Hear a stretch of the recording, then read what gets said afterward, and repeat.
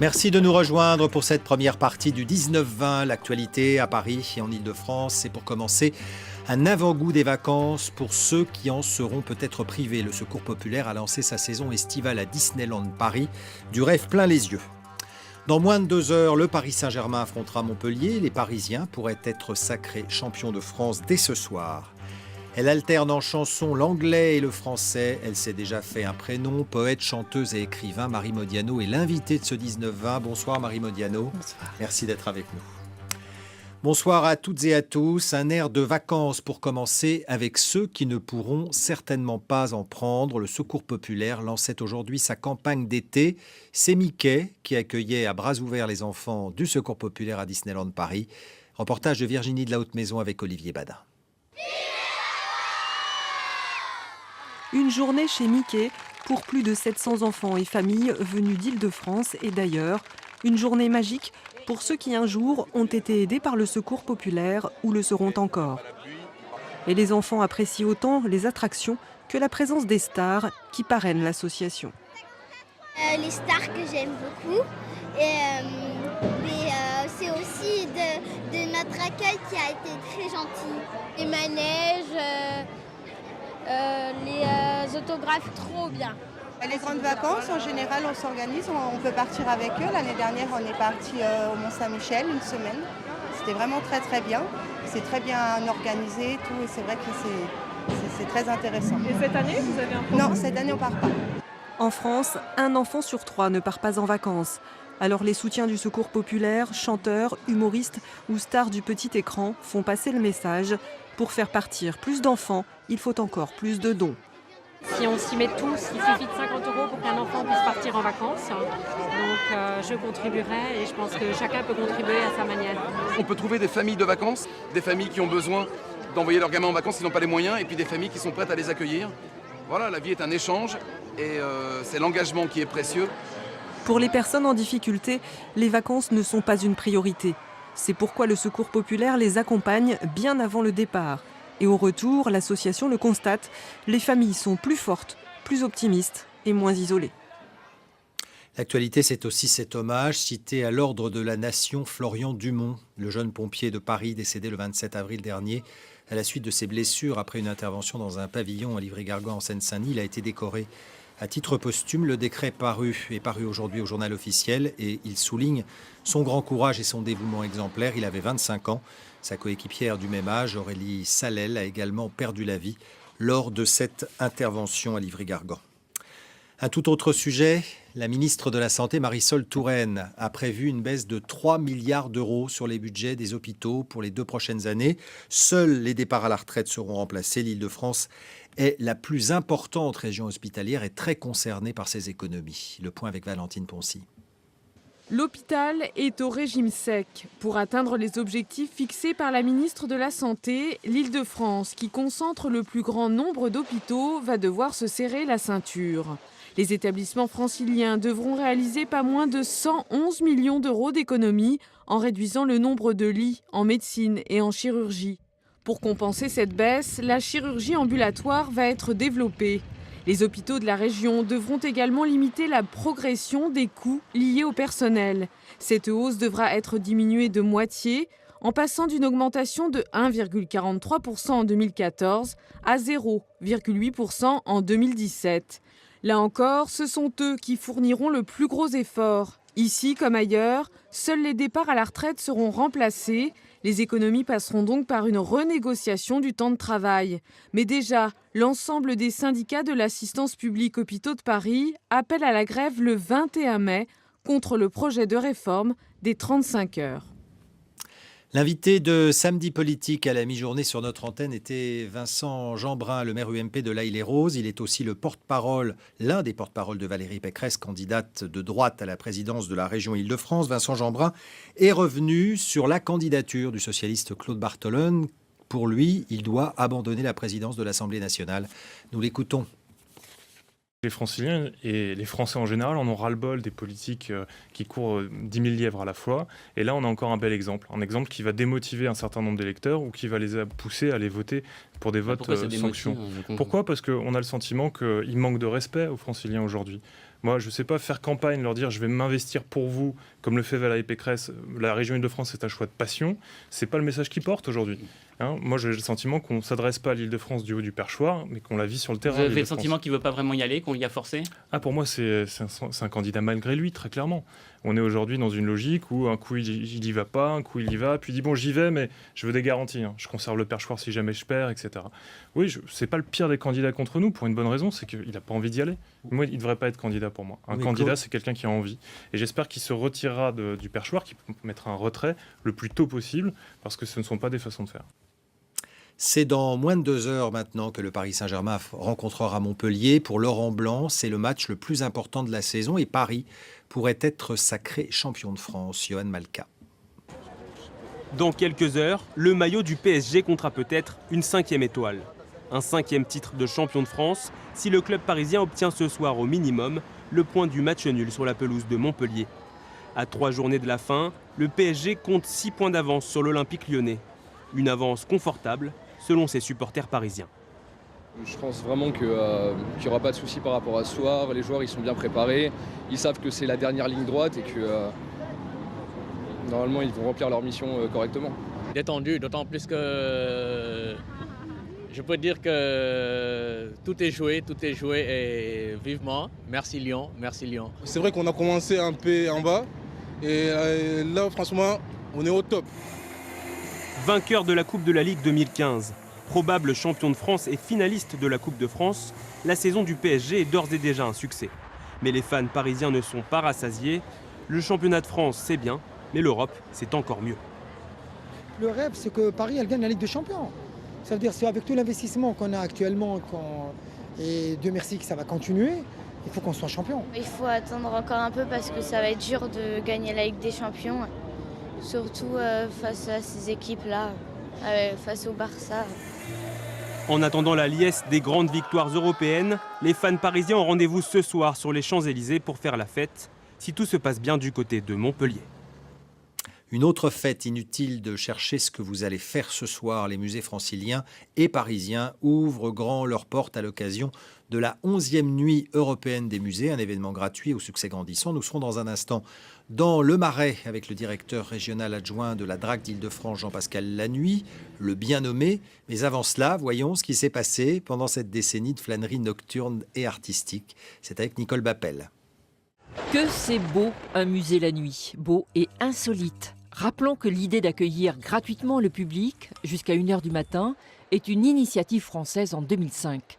Elle s'est rapidement répandue. Aujourd'hui, nous sommes à la 11e édition de la Nuit européenne des musées. Une trentaine de pays participent et le nombre de musées ouverts ne cesse d'augmenter.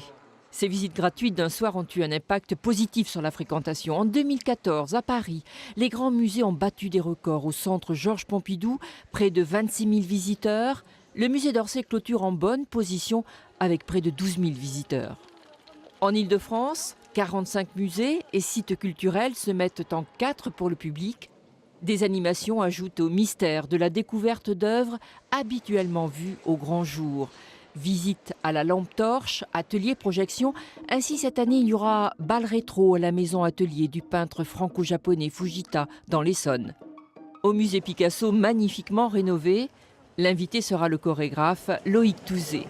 20 musées à Paris, 25 dans le reste de la région. La nuit du 16 mai sera sans aucun doute magique. Et je le disais, pour cette nuit des musées, nous retrouvons le bien nommé Jean-Pascal Lanuit, le directeur régional adjoint de la DRAC d'Île-de-France. Alors, vous êtes au cœur du Marais, un quartier évidemment qui regorge de musées. Je crois deviner le centre culturel suisse pas très loin de vous. Tout à fait, le centre culturel suisse est juste derrière moi et il est ouvert comme beaucoup de centres culturels étrangers à Paris pour cette nuit des musées. C'est vraiment une nuit magique il présente... dans le Marais, puisqu'il y a de nombreux musées. Vous pouvez peut-être nous parler de quelques-uns. Lequel retient votre attention ce soir ? Cette année, évidemment, il y a la réouverture récente du musée Picasso. Donc dans le Marais, c'est évidemment une attraction. Mais il y a bien sûr les musées historiques du Marais, le musée Carnavalet, la maison de Victor Hugo. On a aussi Cognac-Jay. Enfin, le Marais est un quartier très riche en musées et les visiteurs peuvent passer d'un musée à un autre très librement dans cette nuit des musées. Alors justement, on a cette possibilité. Jean-Pascal, parlez-nous de ces visiteurs. Vous attendez beaucoup de monde ce soir et le pic de fréquentation en général, c'est vers quelle heure ?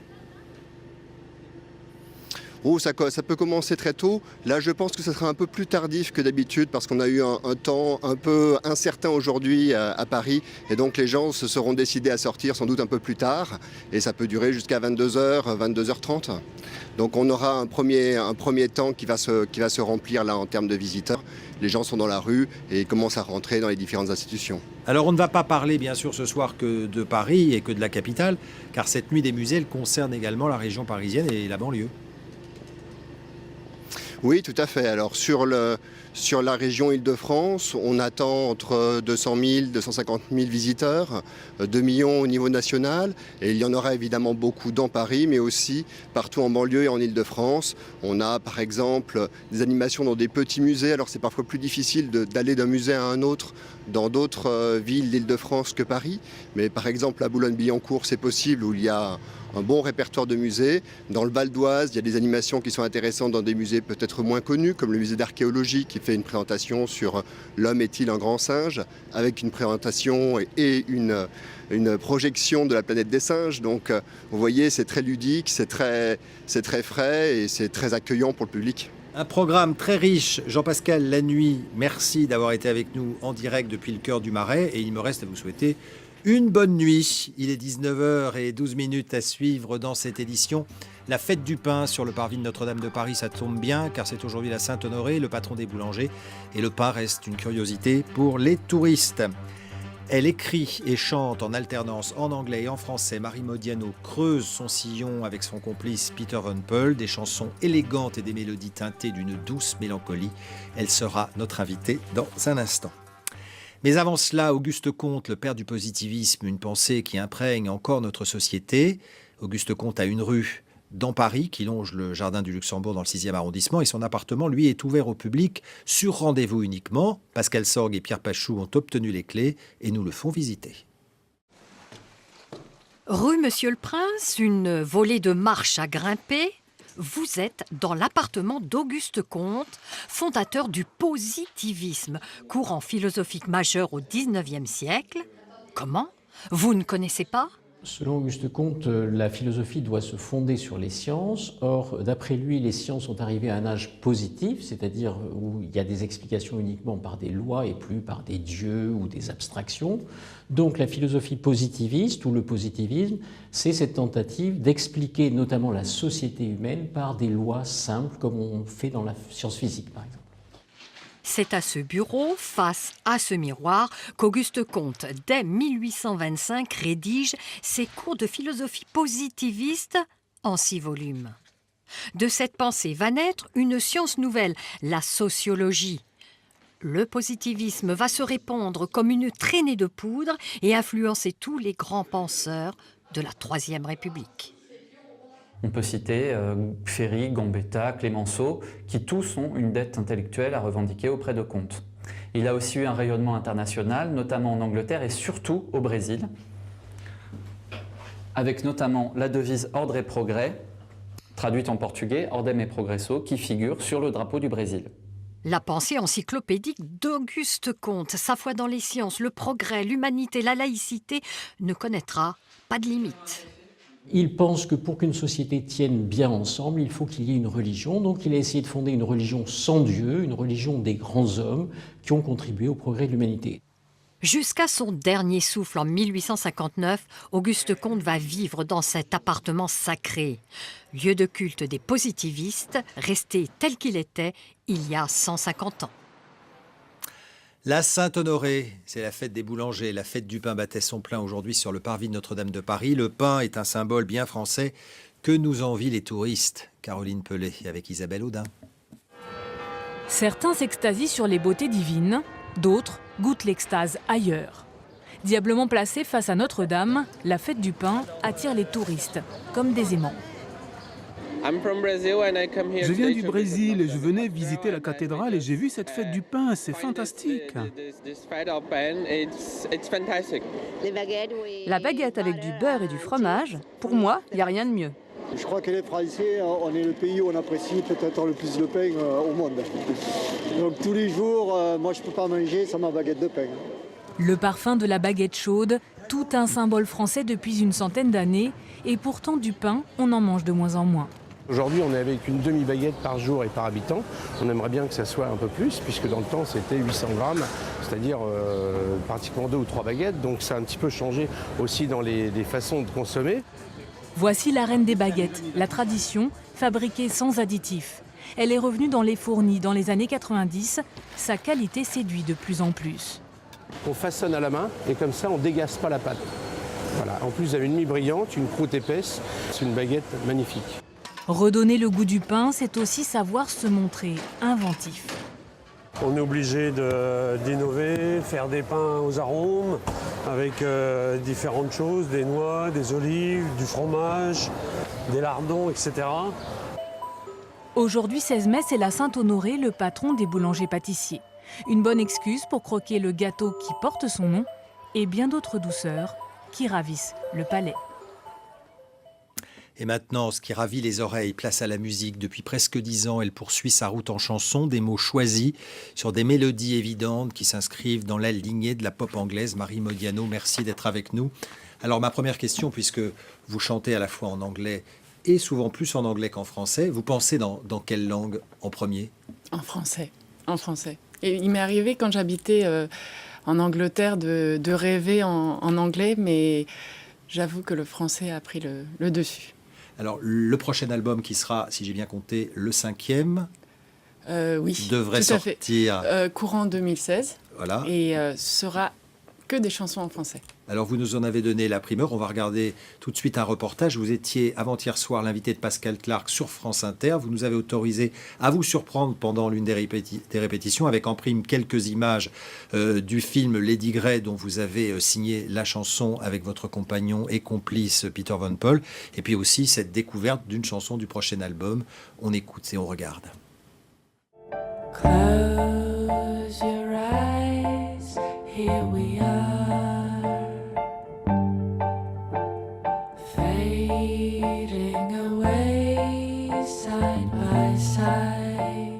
Side by Side est la chanson qui accompagne le film d'Alain Chocard, Lady Grey, à l'affiche depuis 10 jours avec Claude Rich et Jérémy Régnier.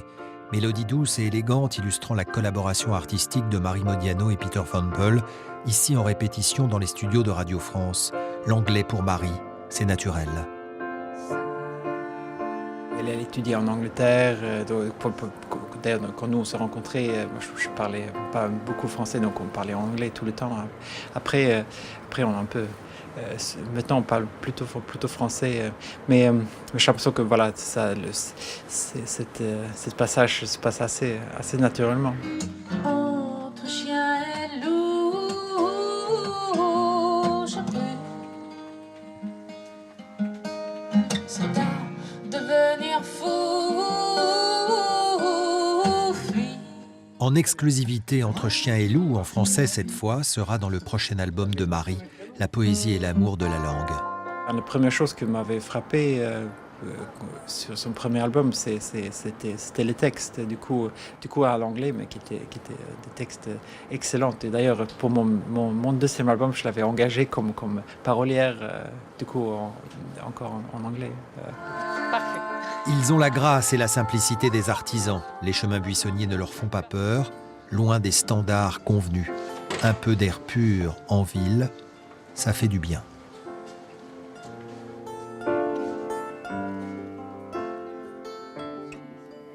Alors Marie Modiano, quelle est la complémentarité entre vous et Peter Van Paul? C'est votre compagnon dans la vie, mais votre complice artistique. Ça a été une rencontre évidente tout de suite Tout de suite. On s'est rencontrés donc sur mon premier album que j'ai enregistré à Berlin et lui était engagé juste pour jouer de la guitare et c'était l'époque où il finissait son premier album et j'ai écouté son premier album et j'ai dit je veux absolument travailler. Je me suis dit dans ma tête je veux absolument travailler avec lui et après on a En fait, on ne s'est plus quitté. Il a réalisé mon 2e album et le 3e et le 4e. Et lui était également convaincu, il nous l'a dit, de la même chose. Vous travaillez comment l'un et l'autre, chacun dans votre coin ou ensemble? Lui, en fait, fait ses propres albums et en effet, j'ai écrit des paroles pour lui. Mais on a différentes manières. En général, on compose la musique ensemble. Et quand on compose la musique ensemble, comme il est très doué, en fait, souvent, je lui chante une mélodie et lui arrive à harmoniser, à comprendre encore mieux que moi la mélodie en elle-même, et il harmonise la chanson et après j'écris les paroles. Alors Marie Modiano, vous êtes une artiste discrète mais très active, très inspirée et présente sur de nombreux fronts. Vous serez le 29 mai prochain à l'espace 1789 à Saint-Ouen sur les chemins de Patti Smith. Alors c'est vrai qu'on vous a souvent rapproché, en tout cas on a voulu créer cette filiation avec Patti Smith. Ça vous gêne ou pas? Ça ne me gêne pas parce que c'est quelqu'un que j'admire et qui a beaucoup de talent. Je pense que la comparaison a été faite puisqu'elle est chanteuse et à la fois elle écrit et uniquement pour ça, je pense. Et c'est vrai que c'est une artiste assez particulière qui a son propre univers et c'est pour ça qu'il nous a inspiré ce spectacle. Alors quelle sera la facture justement de ce spectacle qui ne ressemble à aucun autre? Non, en fait, c'est le Marathon des mots, qui est un festival littéraire qui a lieu chaque année à Toulouse au mois de juin, qui m'a demandé de faire une création musicale autour de Patti Smith. Et comme le sujet était assez libre avec Peter, on a décidé d'entremêler en fait des textes que j'ai écrits pour la création et des textes de poètes qui ont pu influencer son œuvre. Donc ce sera le 29 mai, puis on vous retrouvera du 5 au 7 octobre à la Philharmonie de Paris. Oui. Vous êtes dans ce métier et dans ce monde du disque un peu à part, puisque vous creusez votre sillon de façon très, très libre, vous êtes autonome et vous revendiquez cette autonomie et cette liberté. Oui, et à la fois, je pense qu'il y a beaucoup d'autres artistes qui... On a une époque où il faut, comme les choses sont devenues un peu plus compliquées avec le disque, il faut créer sa propre manière d'avancer et de continuer à faire son métier. De continuer. Et vous écrivez également des livres. Alors il y a eu Espérance mathématique, qui était un recueil de poésie que vous avez mis après en musique. On voit la couverture du livre. Et puis il y a eu votre premier roman, Upsilon Scorpi, chez Gallimard. C'est important d'avoir comme ça une palette de création étendue? Pour moi, en tout cas, c'était une évidence. C'est une évidence d'avoir les deux, à la fois l'écriture et la musique. Et je pense que je ne pourrais pas me passer ni de l'un ni de l'autre. Alors une dernière question, si vous le voulez bien, vous y attendiez. Quand on entend Marie Modiano, on entend aussi Patrick Modiano. Lui, c'est lui, vous, c'est vous.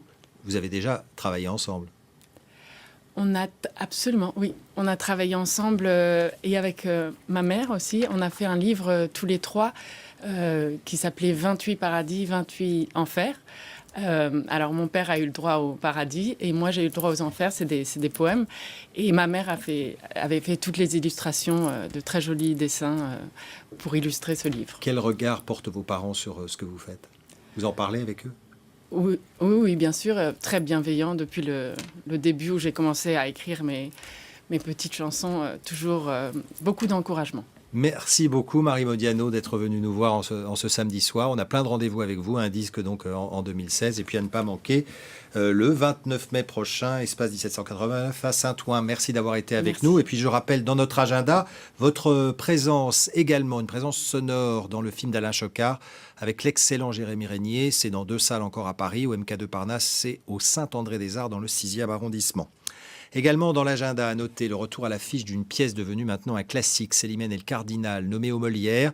Elle est à l'affiche de la Comédie Bastille à 19h30. 30 représentations exceptionnelles pour cette pièce culte qui nous offre la suite fine et intelligente du Misanthrope de Molière. Et puis n'oubliez pas la Nuit des musées, on en a parlé pendant ce journal, la Nuit des musées à Paris et en Ile-de-France. Petits et grands musées seront ouverts exclusivement jusqu'à minuit. Une multitude d'activités telles des chasses au trésor, des concerts ou bien encore des jeux de lumière qui vous sont proposés. C'est ainsi que se referme cette première partie du 19-20. Je passe tout de suite le relais à Catherine Matos. Je vous donne rendez-vous demain dès midi pour d'autres informations. Et demain soir, dans le 19-20, nous recevrons l'écrivain Camille Pascal. Voilà, très belle et bonne soirée à vous. Merci de votre fidélité.